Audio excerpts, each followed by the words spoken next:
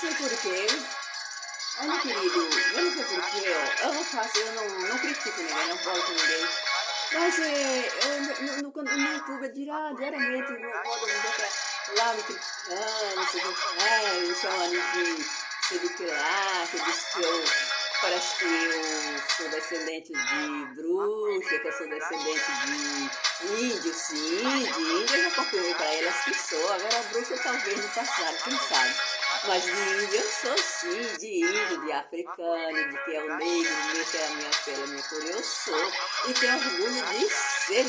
Amo minha raça, amo meu povo índio, indígena e cana, e caracateiro. E essas pessoas invejosas têm que procurar viver a própria vida. Ó, beijinho, ó, no ombro, ó, beijinho, beijinho no ombro pra invejoso, ó,